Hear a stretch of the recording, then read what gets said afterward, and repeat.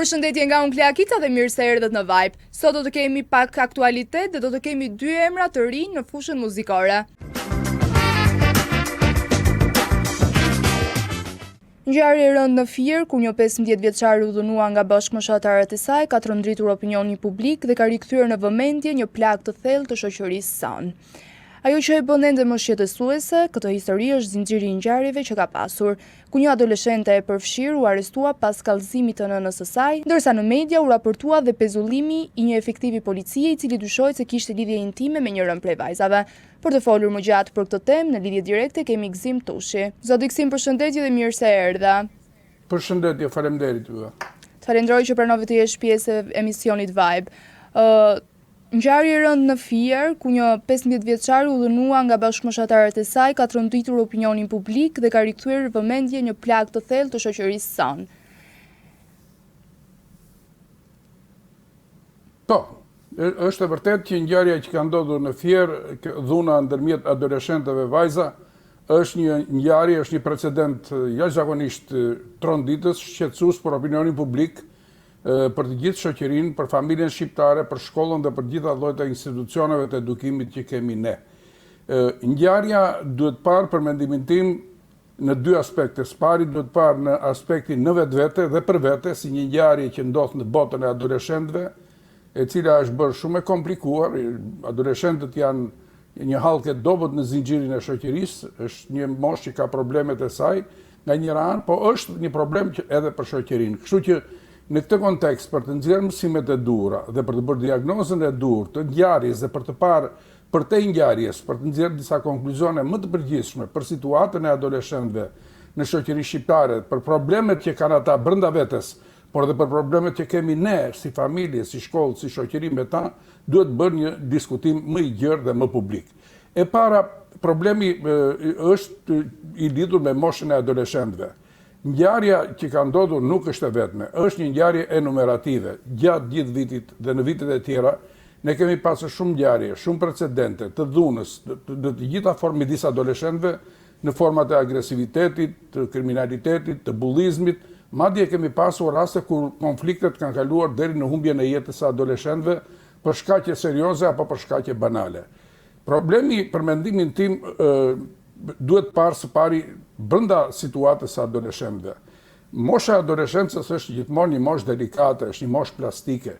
Dhe duket që problemet që lidhen brenda me adoleshentët, për kontradiktat e tyre të brendshme, të cilat herë janë të shpjegueshme, herë janë të pashpjegueshme, për shkak se janë kontradikta që lidhen midis trupit, shpirtit, formimit intelektual, emocional, seksualitetit të tyre, është një moment jashtëzakonisht delikat, sepse është pikërisht kalimi nga fëminia në adoleshencë, është një hop jashtëzakonisht i madh. Dhe në këtë kontekst, në vetë adoleshentët, ndodhin ngjarje të karakterit fizik, psikologjik, emocional, seksual, të cilat sjellin një transformim të personalitetit të tyre.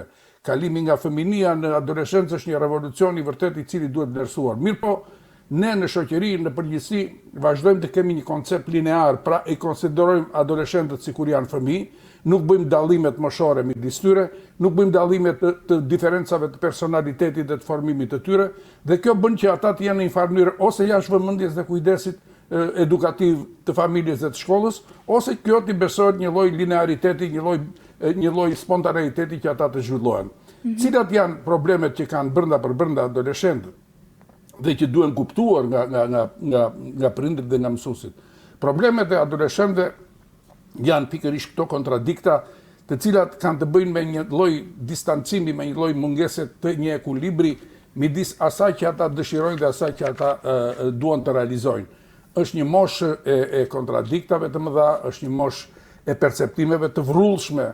Adoleshentët shpeshherë dallohen për një lloj agresiviteti, për shkak sepse ka një kontradikt midis fuqive fizike të tyre që janë jashtëzakonisht të fortë, por pjekuria e tyre mendore, pjekuria e tyre emocionale nuk është në të njëjtin nivel të barabartë me zhvillimin e tyre fizik, dhe kjo kontradikte brendshme, ekzistenciale, midis trupit, shpirtit dhe mendjes së adoleshentëve bën që ata të jenë her pas here në një gjendje të çekuilibruar dhe ka nevojë, pikërisht kjo është mosha më delikate, prandaj filozofët, teologët dhe psikologët e konsiderojnë këtë mosh plastike është një mosh që është në ndryshim, në transformim dhe kërkon vëmendje shumë të madhe. Pra, njëra anë ka të bëjë me vetë adoleshentët, me këtë që shpjegova pak përpara. Por problemi i dytë, i madh dhe shumë vendimtar për mendimin tim, është mënyra se si ndërtojmë ne marrëdhëniet me adoleshentët. Kam përshtypjen që në shoqërinë shqiptare shumë pak ndryshim ka në konceptimin e veçorive të kësaj moshe.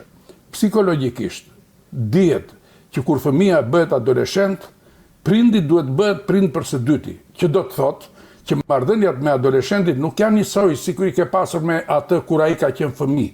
Kur është fëmijë, autoriteti i prindit në familje, autoriteti i mësuesit në shkollë është gati absolut. Prindi dhe mësuesi janë zot për fëmijët deri në moshën 12 vjeç kur fillon mosha e para adoleshencës. Por sapo fëmijët e kalojnë pragun e fëmirisë dhe hynë në adoleshencë, shfaqen kontradiktat, shfaqen konfliktet dhe sikur se e dini, adoleshentët konfliktet më të mëdha i kanë me prindrit në familje, me mësuesët në shkollë dhe me shokët dhe shoqet e tyre për shkaqe të natyrave të ndryshme, sikur se janë shfaqjet e dhunës verbale, dhunës psikologjike, dhunës seksuale, nganjëherë dhe formave të kriminalitetit.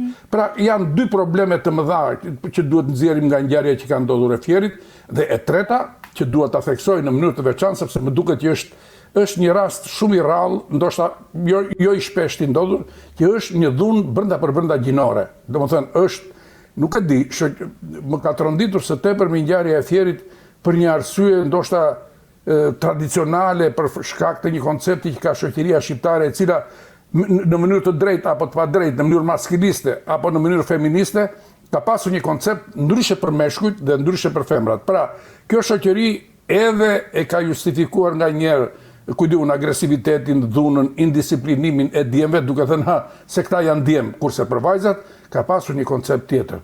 Zgjerimi i dhunës për masat gjinore, humbja e identitetit dhe shfaqja sidomos e këtij agresiviteti tek vajzat, siç ishte rasti i Fierit, për mendimin tim është një alarm i përgjithshëm, është një lloj uniseksualizimi i dhunës në shoqërinë shqiptare dhe gati po duket sikur njësoj të dhunshëm i kemi edhe djemt edhe vajzat. Dhe ky është një problem shumë i madh që duhet na bëjë të mendojmë seriozisht.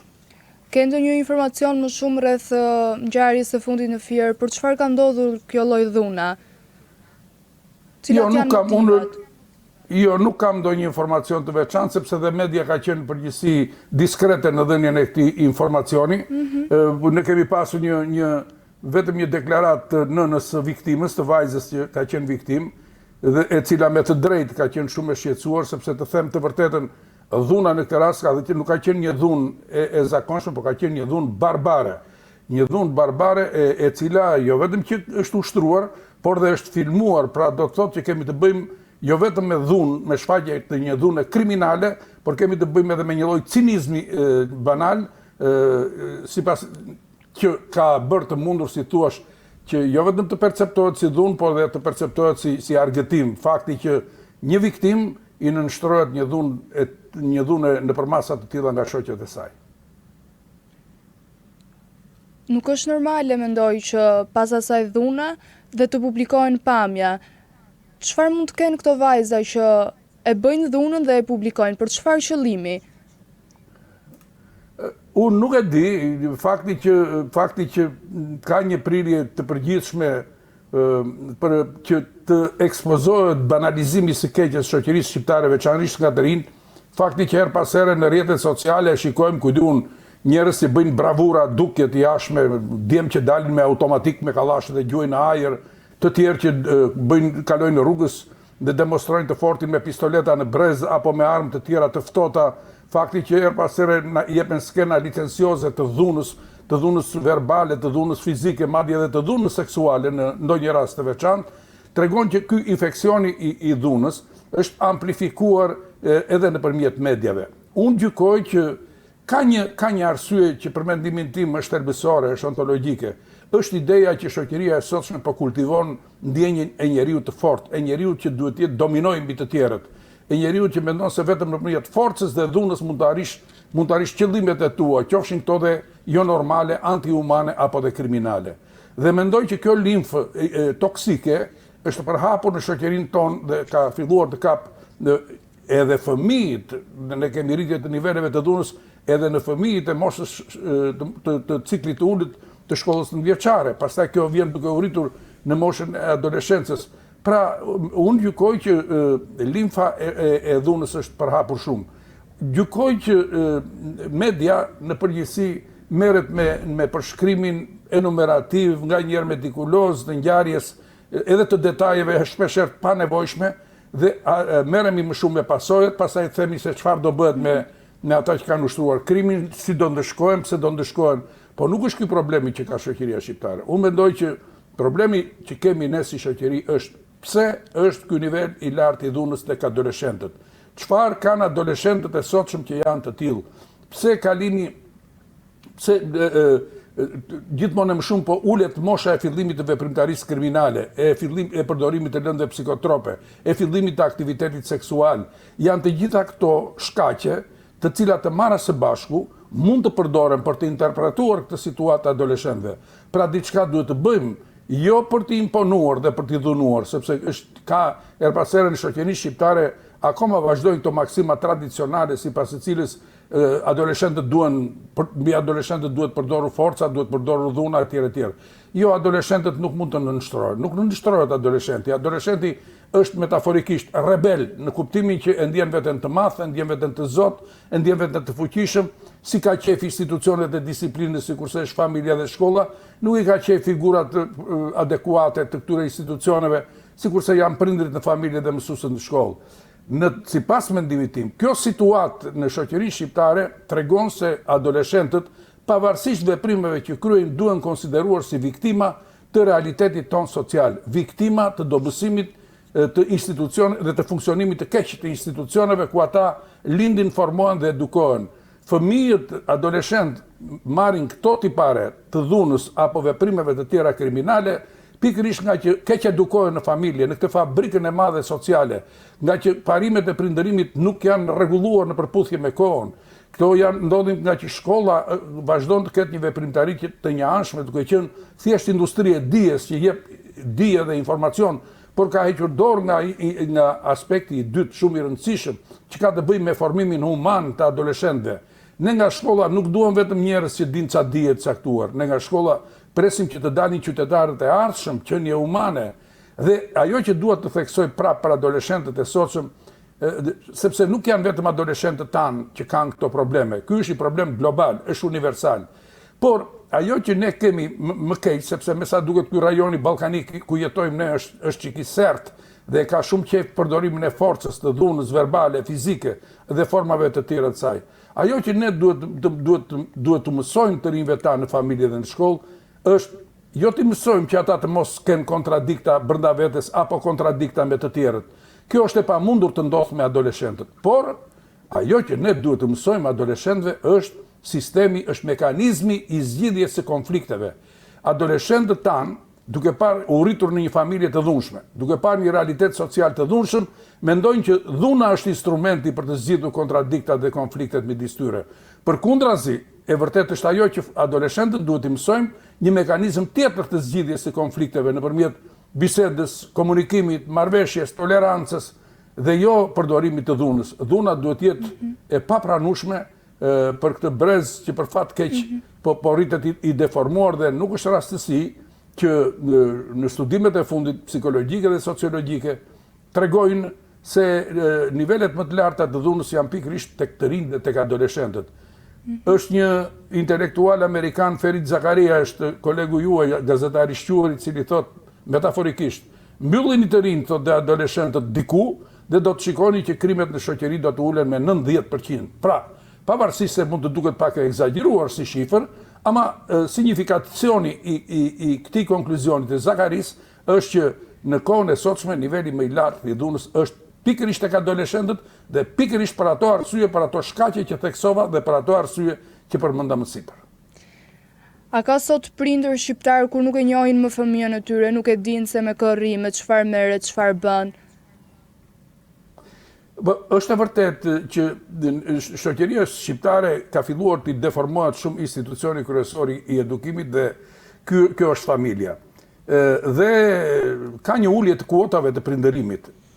Është me të vërtetë shqetësuese që prindrit e sotshëm, një pjesë e tyre, të dhënë pas halleve të familjes, pas punëve, pas suksesit, pas karrierës, paras dhe gjërave të tjera që janë imediatisht të domosdoshme, harrojnë që janë dhe prindër. Dhe kjo ka bërë që të bjerë kujdesi, të ulet kuota e kohës që ata duhet të merren me fëmijët, ka një reduktim të kohës së prindërimit në familje shqiptare. Kjo nga një anë është e lidhur me intensitetin e punës, me kohës zgjatjen e punës, me faktin që shpeshherë prindrit janë të detyruar të bëjnë 1 punë, 2 punë, 3 punë për të siguruar të ardhurat e mbijetesës së tyre. Por kjo çon në reduktimin e kohës së prindërimit. Kështu që fëmijët, kur janë fëmijë, duket sikur janë të mirë, por kur ata futen në adoleshencë, ata kanë nevojë për kohën e tyre të prindërimit, kanë nevojë për t'u marrë me ta, sepse krejt papandehur prindit pastaj kur marrin vesh që vajza e tyre bën një akt të tillë, vajzat e tyre bëjnë akte të tilla si ato të fjerit, apo ngjarje të tjera të rënda, atëherë habiten dhe mbeten të çuditur, thonë, si ka mundësi, si ndodhi kjo fëmijës tonë? Po i ndodhi fëmijës tuaj kjo gjë dhe fëmia juaj mori këtë rrugë të deformuar dhe kriminale, sepse ju jeni marrë pak me të, se marrëdhëniet me juaja me të nuk kanë qenë empatike, se ju nuk keni komunikuar në mënyrë të vazhdueshme me fëmijët e tyre. Kështu që nuk kemi pse të habitemi. Ky është një problem me të vërtet jashtëzakonisht i madh. E dyta që dua të theksoj, duhen rishikuar parimet e prindërimit me adoleshentët. Familja shqiptare, në përgjithësi, unë nuk them se prindrit tanë duhet jenë të gjithë psikologë, psikoterapistë, etj. Jo, nuk them këtë gjë, por ama, nuk mund të komunikosh sot me adoleshentët e sotshëm me parimet me të cilat kanë komunikuar prindrit tanë me ne. Jemi në kohë tjetër, jemi në brez tjetër, jemi në shekull tjetër, kështu që në këtë kontekst, janë apo si janë psikolog, apo sociolog, apo psikoterapist, prindrit duhet të gjejnë mënyra të domosdoshme, adekuate për të marrë vesh me adoleshentët dhe për të kuptuar dhe për të mirë kuptuar me ta. E qartë. Në fakt unë doja të di se çfarë masash duhet të merren për adoleshentët që kanë dhunuar në rastin e fundit në Fier bëhet fjalë. Çfarë masash duhet të merren? Shiko, ne nuk mund të bëjmë shpikje, sepse këto gjëra i ka parashikuar kodi penal, i ka parashikuar në përputhje me kufit moshor dhe me përgjegjësinë e individualizuar të secilit rast. Kështu që kjo është një çështje juridike. Po unë mendoj që pavarësisht se ne mund të merremi dhe me këtë çështje dhe t'i japim një përgjigje, po unë mendoj që kjo nuk ka hiç rëndësi në raport me faktin që çfarë do të bëjmë për të parandaluar. Ka një parim universal në fushën e edukimit. Prevenca, parandalimi është përpara ndëshkimit. Ndëshkimi ka vlerën e vet dhe duhet bërë kur e meritojnë të ndëshkohen dhe sipas ligjit duhet ndëshkohen. Por kjo nuk i jep ndonjë favor të madh shoqërisë. Përkundrazi, duke i dënuar dhe duke i ndëshkuar apo qoftë dhe me burgosje, ne në një farë mënyrë këta adoleshentë i humbasim pothuaj përfundimisht. Ata duhet të ndëshkohen, por në institucionet e riedukimit nuk besoj se kemi aq kushte për të rikthyer dinjitetin dhe humanitetin me ta. Prandaj unë mendoj që ne optikën edhe mediat dhe ju të gjithë duhet ta përqendroni tek fakti se çfarë duhet të bëjmë për të parandaluar shfaqjen e fenomeneve të tilla dhe për të parandaluar deformimeve të tilla ekzistenciale tek adoleshentët tanë, të cilët në vend të bëhen të mirë, të sjellshëm, të lumtur, të kënaqur nga jeta e tyre, janë bërë egoist, cinik, agresiv, bullist, të cilat janë sjellin pasaj këto pasojë që përmend. Nëse rezulton e vërtet se një efektiv policie ka pasur një raport të papërshtatshëm me njërin prej adoleshentëve të përfshira, sa e rëndë bëhet kjo histori për besimin tek policia? Këtë unë nuk e di se kjo është një çështje prapë dhe kjo është çështje e hetimit dhe ne nuk mund të bëjmë hamendje, por në parim unë mendoj që figura të tilla profesionale, sikurse është polici, sikurse është punonjësi social, mësuesi, prindri, duhet konsiderohen si figura të sigurisë morale. Domethënë, raporti i këtyre figurave me adoleshentët është përtej identitetit të tyre biologjik apo identitetit të tyre seksual. Ata janë figura të lëkurës njerëzore tek të cilët fëmijët, adoleshentët dhe të rriturit duhet besojnë që kanë përballë shtetin, përfaqësuesin e shtetit, dhe jo një njeri pervers apo një njeri i cili në vend që të kryej detyrën realizon qëllime të caktuara individuale. Çfarë mesazhi jep shoqërisë fakti që në një histori dhune mes të miturash përmendet dhe dyshimi për një afërsi të një punonjësi policie me një adoleshente? Kjo pastaj siç e dini ka plot ngjarje të cilat kanë indikim toksik sepse e tronditin besimin e qytetarit, besimin e shoqërisë tek përfaqësuesit e institucioneve të sigurisë juridike, të sigurisë morale, të sigurisë policore. Dhe dëmi është jashtëzakonisht i madh. Nëse ngjarja, kjo që po thoni ju, është e vërtet, atëherë do të thotë që këtu kemi të bëjmë me një problem tjetër që ka të bëjë me deontologjinë, me etikën e figurave të tilla profesionale, sikurse është polici, është mjeku, është psikoterapisti, të cilët kanë kontakt fizik, kontakt të drejt për drejt fizik dhe psikologjik me njerëz të caktuar, dhe natyrisht ata nuk mund, është e papranueshme që nga pozita e detyrës të shikosh matan klientit, të shikosh viktimën nga e cila mund të përfitosh materialisht, emocionalisht apo seksualisht.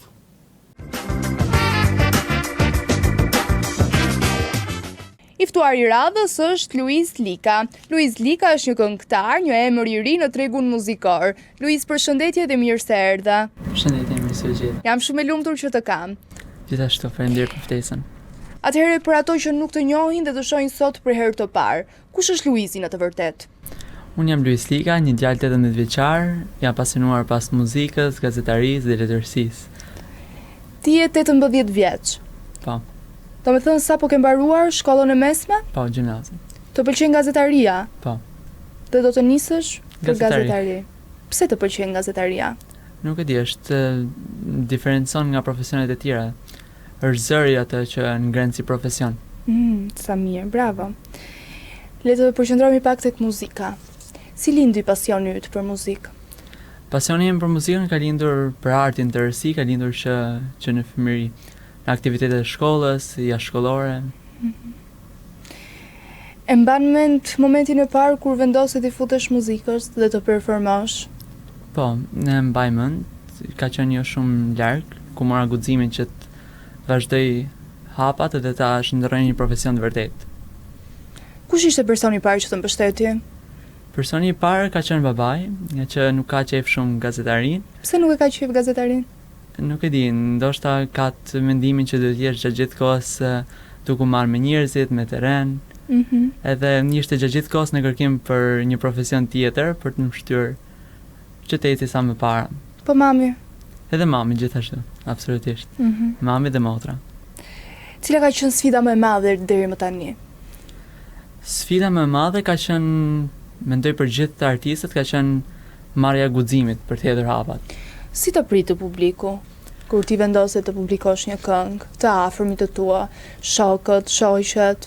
Po, ka qenë shumë e habishme nga ana ime, sepse nuk e prisja të kisha një reagim kaq të mirë, si nga persona që njihja, si dhe nga persona të cilat nuk i njihja më përpara. Kishe frikë se do paragjykohesh? Kisha shumë frikë se do paragjykohesha, por jo, fatmirësisht kishte një zhvillim dhe një përfundim shumë i bukur. Po ti edhe ndonjë koment negativ besoj e ke marrë, se të gjithë kemi komente negative. Absolutisht, komente negative kemi, por që i ignorojmë se nuk është se na bëjnë ndonjë të mirë. Vetëm na rrisin algoritmin.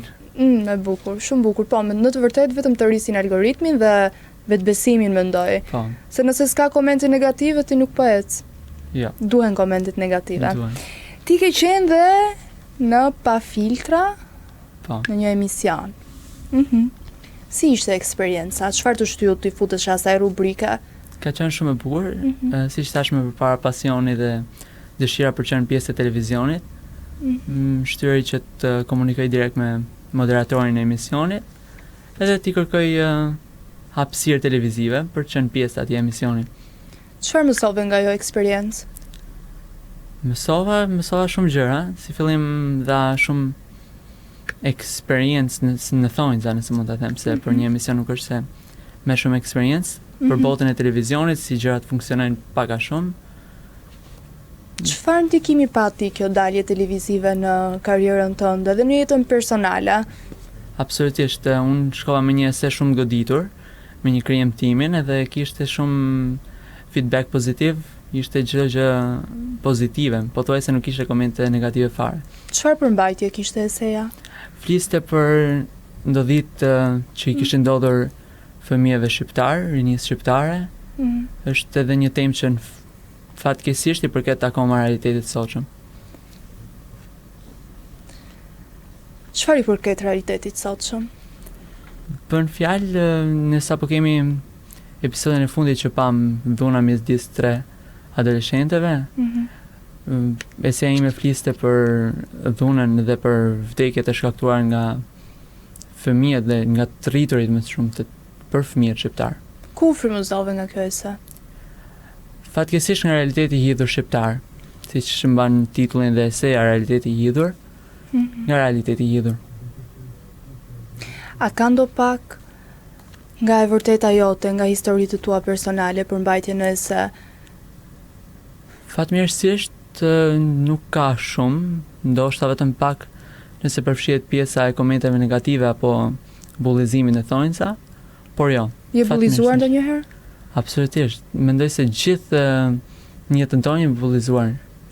Do na tregosh një moment kur ti je ndjer i bullizuar?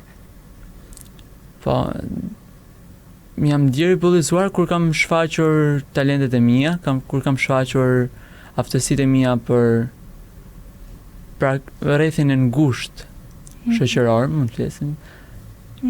Por që nuk përpiqem t'i mbaj mend dhe as t'i rikujtoj, sepse thjesht janë momentet të shkuarës. Gjë që cila e kanë vërtetuar në momentin që unë përfomosha, personat që më bullizonin, filmonin dhe duar tërkisnin për arritjet e mia. Dhe kjo të motivoi më shumë për të ecur përpara? Absolutisht, dhe për t'i ignoruar plotësisht komentet negative. Çfarë do t'i thojë dikujt që ndihet i bullizuar? Thjesht ndiq qendrat e tua, mos lër askënd të ndikoj edhe një ditë do arrish shumë lart. Pas emisionit, të njohën më shumë njerëzit? Po, më njohën. Po bëre më i famshëm. Po, që të nesërmen kur shkova te shkolla, kisha njerëz të cilët më ndalonin rrugë dhe më thonin ti ai djali që kemi parë në televizor. Si ndihesh në këto momente kur të njohin? Ndihem shumë mirë, më duket pak e habitshme, sidomos dhe mas këngës. Është e habitshme, por që ndihem shumë mirë. E prisje? Të pëlqen fama? Jo kaq shumë, nuk e prisja, por që fama më pëlqen. Kujt nuk i pëlqen fama? Atëherë të flasim pak për projektin tënd më të ri, muzika Najher. Si lindi kjo ide? Ky tekstin vetë e ke shkruar? Jo, tekstin e ka shkruar producenti OMG Dio. OMG Dio, që OMG Dio i përshëndesim. Është fantastik. Absolutisht një djalë i mrekullueshëm, ka qenë më shumë se një producent, ka qenë një shok, një mësues shumë i mirë. Si lindi ideja e kësaj muzika? Lindi nga shtysa që pata nga prindrit, nga familja, për të hedhur një hap më tej talentit tim.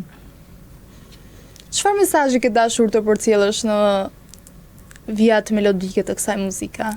Tani kënga është dashurie, mendoj se gjithë jemi lënduar një herë në dashuri, në mos do lëndohen gjithë. Je lënduar ti?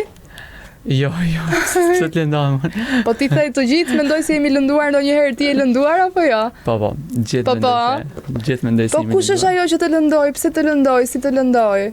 Na tregoj çik për dashurinë. Na tregoj se të gjithë jemi kurioz tani kur bëhet fjalë për dashurinë, sidomos kur një mashkull është i lënduar nga dashuria, është shumë tërheqëse. Se meshkujt zakonisht nuk e pranojnë kur as se janë të dashuruar, as se janë të lënduar nga dashuria. Kështu që ti do na flasësh pak.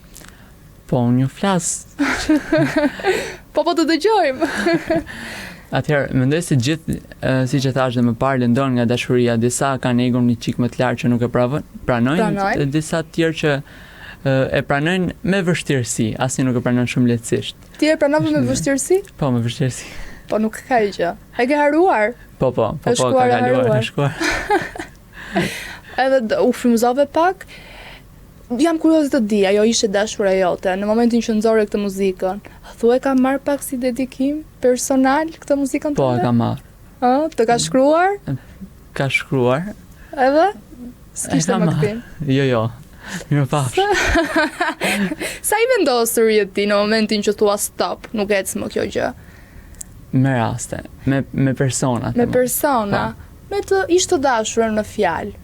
Për cilin është dedikuar kënga? Kënga që nga një dedikim, do me thënë. Po, kënga është një dedikim. Nuk ja kam pranuar askujt, as rreth tim të ngushtë shoqëror, po. E pranon këtu në vaj me Kleakica. Po, kënga është një dedikim edhe mund të them se jam i vendosur me personën. Në këtë rast, jo dhe shumë. Dashuria të verbon. Sa e vërtet është kjo? Është shumë e vërtet. Çfarë të ka vërbuar ty? Dikur tani. Tani i ke hap syt. Po. Tani i ke dalë në horizont. Doja të di se sa kohë desh për të realizuar këtë projekt.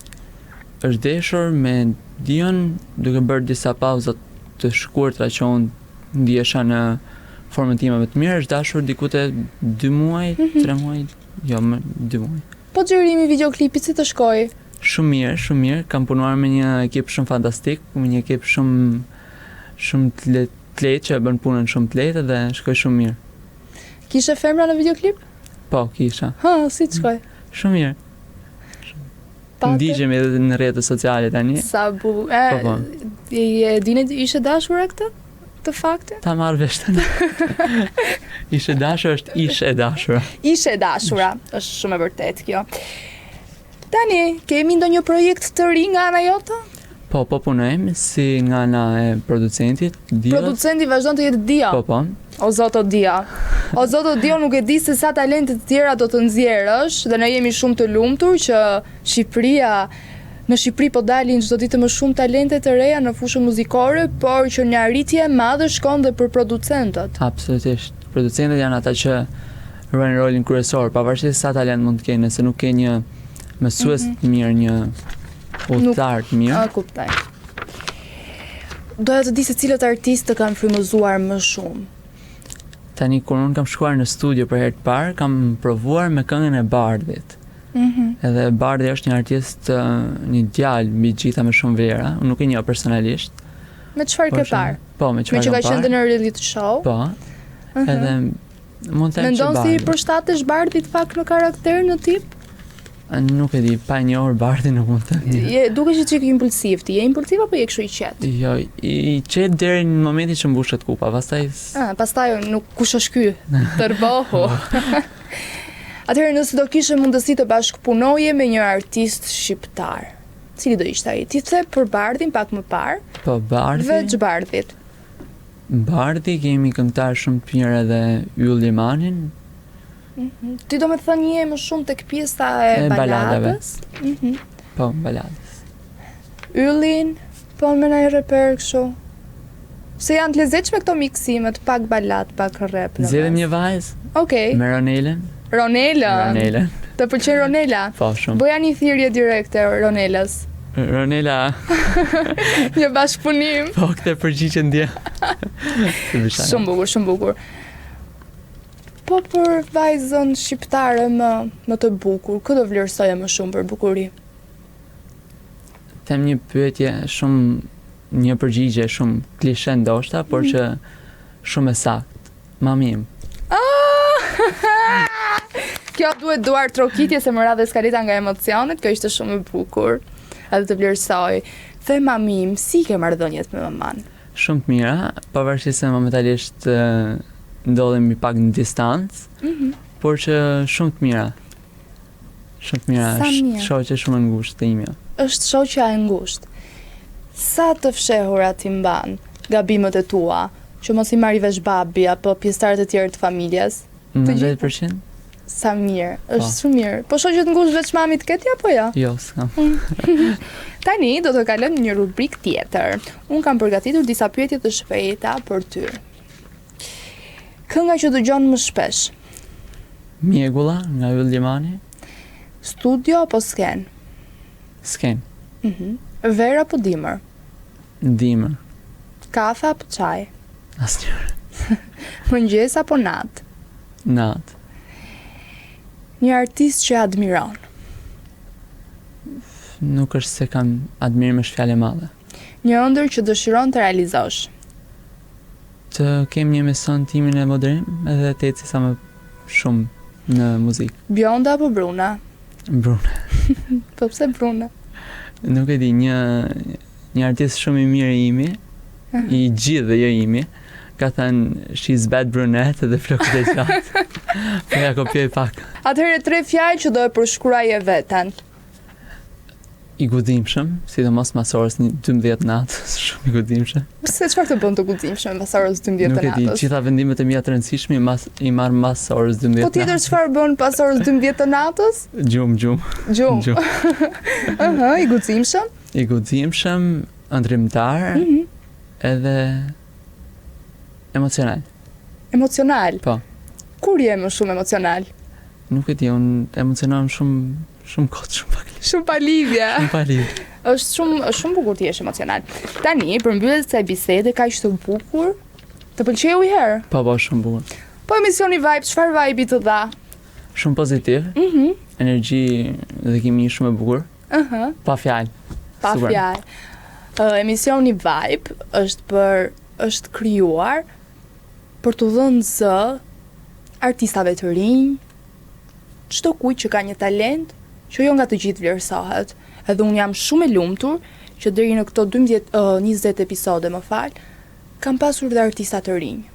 Kur unë kam arritur të njoh, jo vetëm ato që kam parë nga rrjetet sociale, nga YouTube i kam dëgjuar, por kam njohur shumë artista të rinj, të talentuar, dhe jam shumë e lumtur për këtë. Jam shumë e lumtur dhe për ty, dhe të uroj shumë sukses, dhe mendoj që ti do të arrish. Në momentin që ti ke një ëndër dhe e ndjek atë deri në fund, pa marrë parasysh paragjykimet, pa marrë parasysh asgjë tjetër, thjesht të ndjekësh ëndrrën tënde, do t'ja dalësh. Shumë faleminderit dhe për emisionin, për ftesën edhe për gjitha fjalët e mira. Tani një mesazh për të gjithë bashkëmoshatarët e tu apo një artist të rinj që do t'ja japësh ti. Si fillim, duke u lidhur dhe me ngjarjet që kanë ndodhur ditët e fundit, duajini njëri tjetrin. Jemi shpresa e vetme për ta bërë këtë këmbë dhe për artistët e rinj mos ndaloni se luftuari kurrë për ëndrat e juaja. Tani do ta mbyllim me një zemër për të gjithë. Absolutisht. Kjo është mbyllja më e bukur.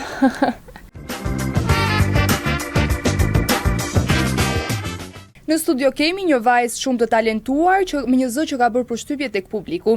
Së fundmi ajo ka qenë pjesë e rubrikës Talent në shtëpi, ku tregoi talentin dhe pasionin e saj për muzikën. Por më shumë ajo do na flas për jetën e saj personale, ëndrat e saj dhe çfarë planesh ka në vijim.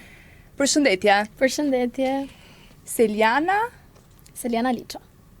Je shumë e bukur live. Faleminderit shumë. Je më e bukur se ç'dukesh. Shumë faleminderit. Dhe jam shumë e lumtur që në studio kam vajza po kaq të bukura dhe të qeshura sa ti. Faleminderit shumë. Atëherë unë dua ta nis me një pyetje, me një përshkrim për veten tënde, për të gjithë ato që nuk të njohin. Atëherë, shumë mirë që do ma bësh të pyetje, sepse e di që në dukje gjithmonë jam dukur mendje madhe. Dhe por që dua t'rregoj që jam një vajzë shumë e thjeshtë, modeste, me karakter tepër të fortë, eci përpara me vepra dhe asnjëherë me fjalë. Dhe Okej, s'ka gjë. Ke qenë gjithmonë kështu, si ka qenë fëmijëria jote? Atëherë fëmijëria ime ka qenë periudha më e bukur e jetës time. Duke qenë se jam lindur e rritur në një qytet të vogël siç është qyteti i Ersekës. Duke qenë se ishte qyteti i vogël, ishte edhe qyteti i sigurt, prindrit na linin të sigurt, të rinim jashtë nga mëngjesi deri në darkë, rinim gjithkohës duke luajtur, kam qenë edhe pak çapkëne faktikisht. Merja rreziqe, si thua, shkoja në pyllëzime, në vende të ndryshme kështu, kam qenë pak dhe Po sot i merr këto rreziqet? Unë faktikisht si shenjë dashi që jam, kam dëshirë të marr rreziqe, jo të tilla, por që rreziqe të llojeve të tjera. Cili është rreziku i fundit që ke marr? Rreziku i fundit. Mund ta quaj edhe si rrezik hyrje në talent në shtëpi, pasi kisha edhe shumë vite që nuk merresha me muzikë. Okej, më që jemi tek muzika, kur e kuptove që kishe talent për muzikë? Pjesën e talentit për muzikë e kam kuptuar që në vegjëli, kam qenë rreth moshës 4-5 vjeçare. Nga kush e more këtë talent? E kishe të trashëguar apo ishte vetëm talent që të doli? Ç'është e vërteta, unë gjithmonë kam menduar se nuk e kam pasur të trashëguar, por po bën gati 1 muaj, 2 muaj që unë kam dëgjuar babin dhe xhaxhin tim duke kënduar dhe kuptova që e pas kam pasur të trashëguar. Kush ishte mbështetja jote e parë? Mbështetja më e madhe gjithmonë ka qenë familja ime, patjetër, sidomos mami. Çfarë marrëdhënie ke me mamin? Me mamin kam një marrëdhënie sinqerisht jo si nënë e bi, por më tepër marrëdhënie si dy shoqe. Jam shumë e lidhur me të, çdo sekret gjithmonë e kam ndarë me të, gjithmonë kam mbështetur. Asnjëherë. Asnjë sekret nuk më kanë nxjerr. Prandaj edhe krijohen debate mes mamit dhe babit për këtë arsye, sepse nuk familjet shqiptare. Po. Se ka dhe nga ato nëna që t'i nxjerrin sekretet. Jo, mami im kurr, ndaj kam shoqe shumë të mirë. Është shumë mirë. Cila është ëndra që të ka mbetur që nga fëmijëria? Pa realizuar. Atëherë, unë që në fëmijëri kam pasur ëndër që të bëhem këngëtare. Tani jam në rrugë realizimi, por që shpresoj shumë që vërtet të bëhem një ditë. Nga kush frymëzohesh, nga kush këngëtare frymëzohesh më shumë? Të them të drejtën, nuk është se kam ndonjë këngëtare nga e cila frymëzohem. Unë së tepër mi frymëzohem nga pjesa që dua t'i bëj prindërit krenar, dua ta bëj veten time krenare. Nuk është se kam një këngëtar nga i cili frymëzohem. Nuk ke asnjë këngëtar që Të preferuar, kam, të por preferuar. që nga i cili mund të frymëzohem nuk kam. Preferuar shqiptar, për shembull kam Dafina Zeqirin, Aurela Gaçen. Ndërsa të huaj Beyoncé, Jessie J, Po Alicia në një Keys. bashkëpunim me këto që sapo përmendë, do doje ta kisha Patjetër që po. me Dafinën? Patjetër.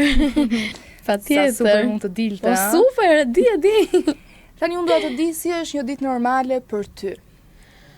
Atëherë, një ditë normale për mua, çdo ditë e imja ka dhe pjesën e muzikës brenda saj, kështu që Këndon në dush? vetëm dush thua? Çdo lloj momenti jam duke Po kur kënduar. zgjohesh mëngjes janë. Edhe kur zgjohem, madje edhe kur fle duke kënduar. Sa mirë. Sigur i këndojnë nullave të time. Sa mirë kjo. Atëherë, përveç muzikës, cilat janë pasionet e tua? Faktikisht jam një vajzë që kam shumë pasione. Jam edhe te arti, edhe te sportet. Më pëlqen aktrimi, më pëlqen të luaj basketbol, më pëlqen shumë edhe boksi, më pëlqen shumë të shkruaj. Kështu që Si do ta përshkruaje veten tënde me 3 fjalë? veten time me 3 fjalë. Atëherë, unë jam një vajzë shumë këmbgulse, këmbgul gjithmonë për atë që dua. Pozitive, jam tepër pozitive, dashur, mbështetëse, këto treja i përmblodat e njëra. Gjithashtu jam edhe shumë mbështetëse.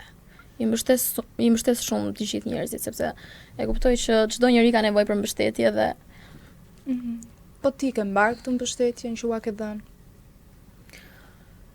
mendoj se nuk e kam marrë aq sa e kam merituar. Mendoj se kam merituar më shumë mbështetje. Je zgënjur? Zhgënjyra nuk mund ta thuash se unë e pres nga çdo lloj njeriu, çdo lloj gjëje, por që E pret dhe këtë mos mbështetje. po, ndaj nuk është zhgënjim. Je më shumë tip familjar apo një tip që preferon të kalosh më shumë kohë me shoqërinë, aventuriere, të ndjekësh pasionet e tua? Unë faktikisht të dyja i kam. I kam të dyja në një balans. Kaloj kohë edhe me familjen, e gjej edhe kohën për shoqërinë, aventurat i kam shumë qef, kështu që Aventura me kë? me shoqërinë. Me që se po flisim për shoqërinë. Po në partneritet. Po pse jo, dhe në partneritet të bura në aventurat. Cila është aventura më e bukur që ke bërë? Tashi jam pak aventura që Nuk thuhen. jam pak Një aventurë të çmendur. të çmendur. Qa po më vinë mendje mua, nuk janë që thuan në televizione, po S'ka gjë mund t'i gjithsesi. thuash, jo, këtu jemi në vibe dhe nga vibe që nuk pritet.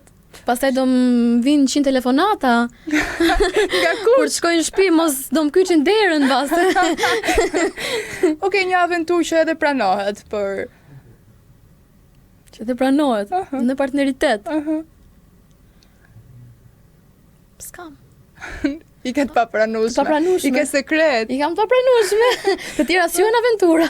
Po me shoqërinë.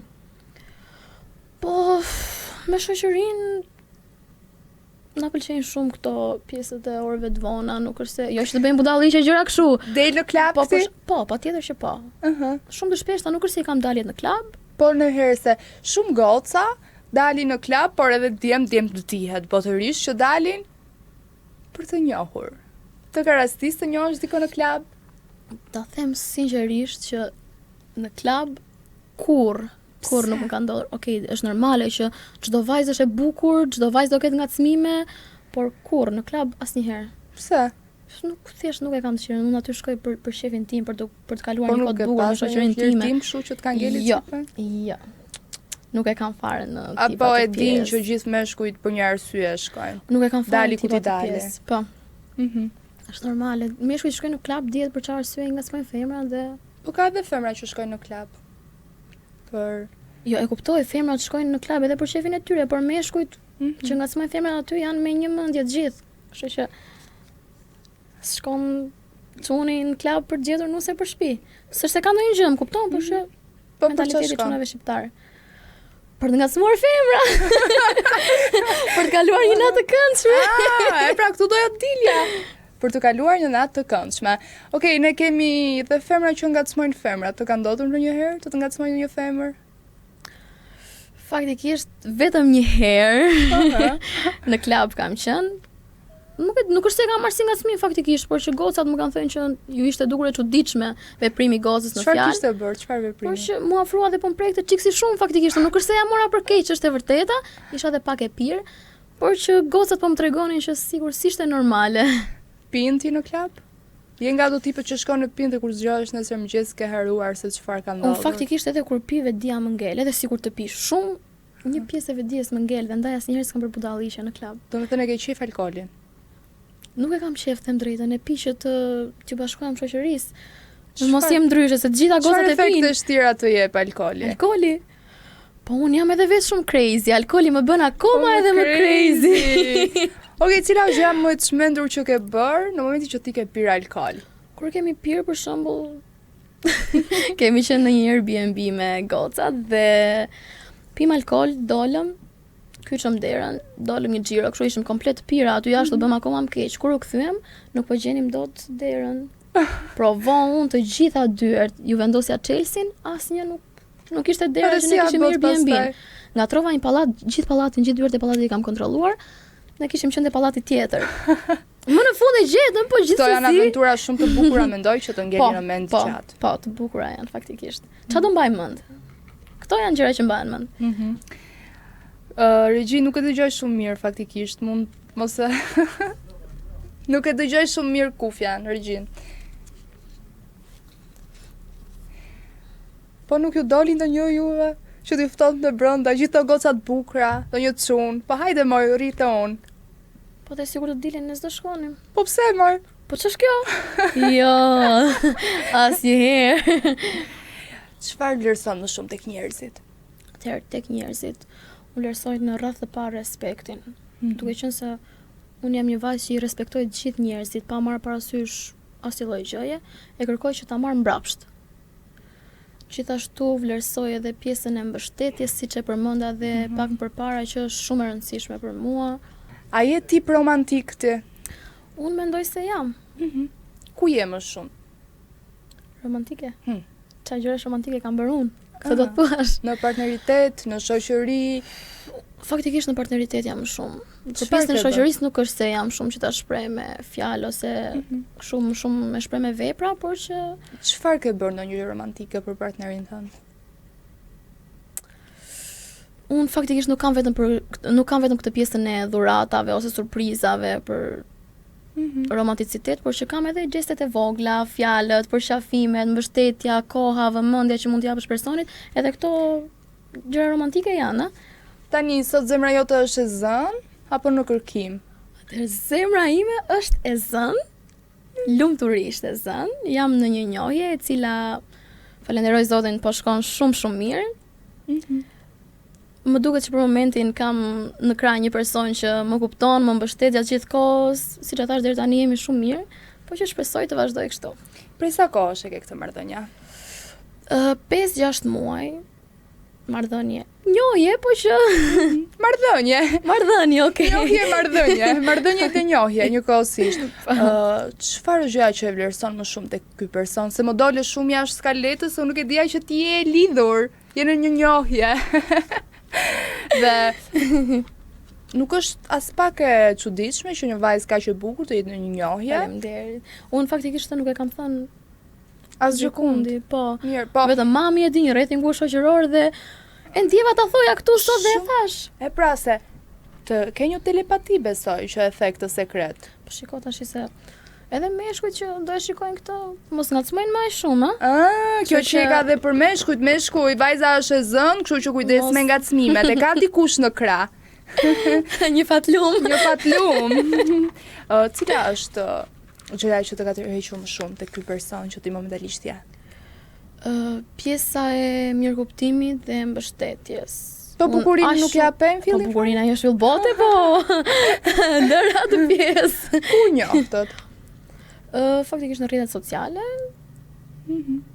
Që Si qesh, vojzi të qesh fytyra, më amor. qeshën Të qesh fytyra, më syt komplet. Më ngriu buzëqeshja. Sa e do nga nishi tek 10-ta? 10. Çfarë do t'i thua ashtu? Jepi një mesazh te kamera me pikë të kuqe. Atëherë duke qenë se ne jemi në distancë momentalisht, i them që më ka marrë malli shumë dhe e kam shumë gjan. Ka marrë malli?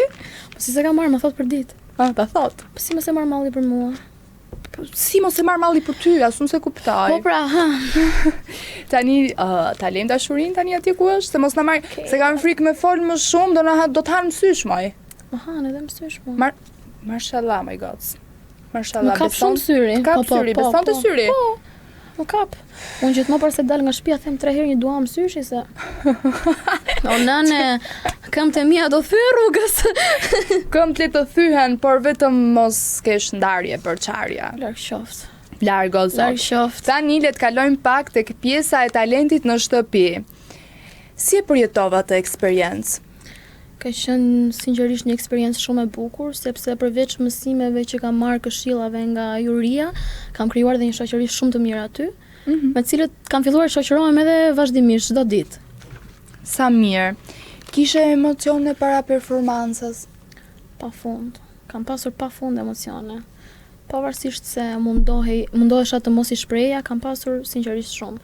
Nuk është se jam mësuar me televizione, faktikisht dhe është normale të kesh emocione, por që A duke qenë se ishte dalja jote e parë, duke kënduar, në mos gaboj, po. por pikët e Juris ishin në maksimale? Po. Si u Juria më ndjeve? ka dhënë pikët maksimale kur kam kënduar këngën Bang Bang të Ariana Grande Jessie J. Unë ndjeva shumë e lumtur, nuk e prisja. Po prindrit, çfarë të thanë atë moment? Prindrit ishin shumë të lumtur dhe unë u lumturova akoma më shumë kur pash që prindrit e mi ishin të lumtur. Po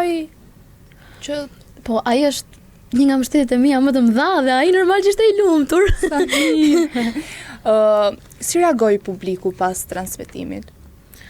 Them drejtën, nuk kam pasur asnjë koment negativ, të gjitha kanë qenë komente pozitive. Dhe Sa mirë. kjo gjë më lumturoi shumë, se rria gjithkohës duke lexuar komentet. Qa Se mos rëndoj koment i ri, kur bëj një koment i ri, hapja me vrap ta lexoja. Po nëse ka komente negative, ç'punë po të prish ty? As lloj pune. Pra. As lloj pune, thjesht unë jam pak tip ironik dhe kam qef t'ju kthej me ironi. Pra, shumë bukur, në momentin që di të bësh autoironi, je super lart. Po pra, atë kam qef unë ndër. Te janë ndonjërit një autoironi tani. Po. S'të ka Si kujtoj fare komentet negative, them drejtën, kështu që skip pra kësaj. Skip. Kishte rivalitet aty? unë shumë pak kam vënë rivalitet aty, më shumë kam parë marrëdhënie shoqërore. Gjë që më ka habitur sinqerisht, sepse në për kompeticione të tilla ka shumë rivalitet. Po që këtu nuk kishte. A mendon se kjo eksperiencë të ka hapur dyert? Patjetër që po. Patjetër që po. Çfarë pret pas kësaj eksperience? Pastaj eksperiencë unë faktikisht po merrem edhe me disa projekte të mia, po bëj disa këngë të mia faktikisht. Sa bukur, sukses. Faleminderit shumë. Dhe gjë që do më ndihmoj akoma më tepër, se dihet që ëndra ime është të bëhem këngëtare. Çfarë do të thotë për ty muzika? Muzika për mua është diçka pa të cilën nuk mund të jetoj sinqerisht. Çfarë zhanri muzikor të pëlqen më shumë? Në përgjithësi baladat. Unë gjitha i këndoj, por që baladat më së tepërti. Ku e sheh veten pas 5 vitesh? Pas 5 vitesh unë e shoh veten time një femër të pavarur e cila ka realizuar shumicën e ëndrave të saj, një femër e cila ka bërë krenare veten e saj, prindrit e saj. Dhe kështu. Më tepër nuk mund të them se jetës nuk i dihet asnjëherë. Bravo. Jo, kjo është ke të drejtë. Qëndroj e thjesht për këtë pjesë, nuk them unë jam perfekte, do bëhem, jam e sigurt, jetës nuk i dihet asnjëherë, por që këtë ndërroj unë, po. Dhe do të realizosh në momentin që ti ke vullnet, ke dëshirën, patjetër që i realizon. Atëherë kemi disa pyetje të shpejta për ty. Kafe apo çaj? Kafe. Ver apo dimër? Ver. Studio apo sken? Sken. Mëngjes apo nat? Nat. Pse nat? Pëlqen shumë errësira. Po jam vetë dritë. Aty dukem unë errësirë. Bravo. TikTok apo Instagram? TikTok. Qytet apo det? Për të jetuar bëhet fjala apo? Mal apo det? Po unë mal jam rritur, kështu që e kam pak atë mungesën e detit, kështu që det. Det. Kënga që nuk mungon kur në playlistën tënde. Karma e Dafina Zeqirit, që ka dhe një mesazh shumë të bukur për E ku t'ja dedikon ti këtë? vetes time. Është për veten time ajo këngë. Kënga e preferuar domethënë është Karma e Dafina Zeqirit. Po, që e dëgjoj çdo ditë sepse më motivon sinqerisht. Një shumë. vend ku ëndërron të këndosh. Eurovision patjetër. E kam pasur gjithmonë në ëndër këtë. Një fjalë që të përshkruan sot. Si Juventine e flakt që jam veshur bardhëzi, Juventine e flakt. Shi. Shi. Ashtu që jam vetëm te arti, jam edhe këtej nga sporti pa. Shi. Verior apo jugor? Verior. Pse verior? Tash ti avash për më nxjerr mua. Pse verior? Sepse verior është ai. Ah. Po. Të kanë tërhequr gjithmonë veriorët apo ishte ky ai që të Ishte ky surprizoi? ai që un po them verior sepse është ky verior, jo se mund të kem verior diçka më shumë se jugorët. Ishte ndosh apo me muskuj? Me muskuj. Do i bëj dhe unë muskuj, tash mos më vini re se jam shëndoshur çik po. I gjatë apo i mesëm? Po, s'është problem. Sido që S'është t'jetë. problem. Me lek apo pa lek? Nuk është problem edhe kjo, sinqerisht. Sa Nuk e është problem. sinqertje për këtë? 100%. Kush më njeh mirë e di që jam shumë e sinqert për këtë pjesë. Makinë apo motor? Po unë i kam fiksim motorat. Dhe makinat i kam qef, motorat i kam shumë fiksim. Motor. Të dyja. Ja, njërën. Makinë, motor. Apo jahtë. Në ditë me shi, makinë. Kur s'ka shi, motor. Po jahti kur e do. Po jashtë s'kam që dua. Po është aventurë e bukur mi që të ishe aventuriere. Po mund ta marr me qera një ditë, s'kam që dua ta kem timin. Ah, okay, super fare. Je shumë e mirë. Faleminderit. Më kënaqe shumë. Edhe unë Edhe unë kënaqem ndjeva, shumë. unë ndjeva sikur jam një person që e njoh ka vite, jo sikur është hera e parë që po të shikoj dhe po flas me ty. Më bëhet Atëherë me qefi. që folëm për gjithçka tënde dhe jam shumë e lumtur që me ne ndave shumë gjëra personale të tua dhe na emocionove, na gëzove, na bëre të qeshim. Tani është momenti që të na performosh pak.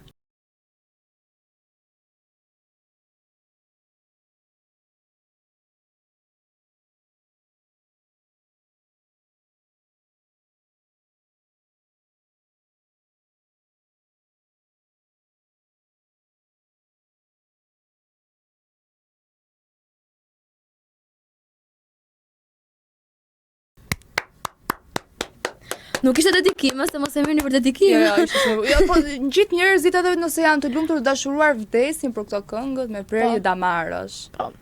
Gjithmonë Si duam ka ta gjejmë mundësi? një arsye për të qarë. Po jo, se në momentin që dëgjon diçka me prerje damarësh, edhe të vjen diçka për të qarë, mendoj se hapet një plag. Të ka ndodhur ndonjëherë ty? Jo. Kur? Unë gjërat negative, gjërat e vjetra, plagët e mia mbyllen shumë shpejt dhe nuk hapen kurrë. Tani do na japësh një mesazh për të gjithë vajzat, për të gjithë ato që kanë ëndra. Dua t'ju them që mos prisni të arrini perfeksionin, sepse perfeksion nuk ka asnjëherë, por që hidheni hapin, mos hezitoni kurrë. Të gjithë që sot janë të famshëm ose janë të arrirë, gjithmonë dikur kanë qenë edhe si ne. Kështu që mos hezitoni, hidheni hapin. Je shumë e mirë, të falenderoj Faleminderit shumë që shumë, pranove ti gjithashtu pjesë e dhe unë. emisionit Vibe. Ja pra kështu erdhëm në fund të këtij episodi të Vibe, bashkë do të shihemi sërish nesër në orën 11. Mos harroni të na ndiqni. Mirupafshim. Ju pëlqeu kjo video? Atëherë bashkohuni me ne. Na ndiqni në Instagram, Facebook dhe TikTok dhe bëni subscribe në YouTube. Klikoni like dhe share dhe aktivizoni njoftimet për të mos humbur asnjë video të re. Faleminderit për mbështetjen.